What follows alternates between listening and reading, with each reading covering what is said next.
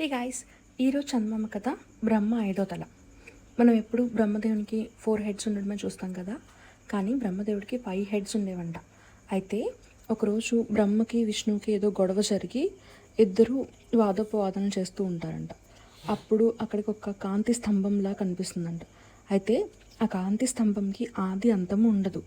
ఇంకా ఇద్దరిలో ఎవరైతే ఆది అంతం కనుక్కుంటారో వాళ్ళే గొప్ప అని బ్రహ్మదేవుడేమో హంసవాహనంలో పైకి వెళ్తారు అండ్ విష్ణుమూర్తి వరాహ రూపంలో కిందకు వెళ్తారు. కానీ ఎంత దూరం వెళ్ళినా ఆ స్తంభంకి స్టార్ట్ ఇంకా ఎండ్ కనిపించవు. అయితే విష్ణువు రిటర్న్ వచ్చి ఈ స్తంభంకి ఎండ్ లేదు, నేను కనుక్కోలేకపోయాను అంటారు. కానీ బ్రహ్మదేవుడికి పైకి వెళ్తున్నప్పుడు ఒక ఫ్లవర్ కనిపిస్తుంది, కేతకి పుష్పం అని చెప్పి. అప్పుడు బ్రహ్మదేవుడు ఇదే స్టార్ట్ అని ఆ ఫ్లవర్ని తీసుకొని కిందకొచ్చి, సో నేనే గొప్ప, ఇప్పుడు నువ్వు నాకు సేవలు చేయాలి అని విష్ణువుతో సేవలు చేయించుకుంటూ ఉంటాడు. అప్పుడు ఆ కాంతి స్తంభంలో నుండి అగ్ని రూపం బయటకు వస్తుంది. ఆ తర్వాత అగ్నిలో ఉన్న శివుని అవతారంలో ఉన్న భైరవుడు బయటకు వస్తాడు.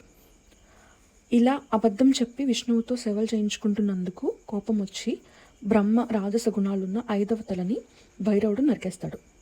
ఆ విధంగా బ్రహ్మలో ఉన్న ఈర్ష్య, రాజసం, అహం ఈ గుణాలన్నీ తొలగిపోయి సాత్వికంగా మారిపోతాడు.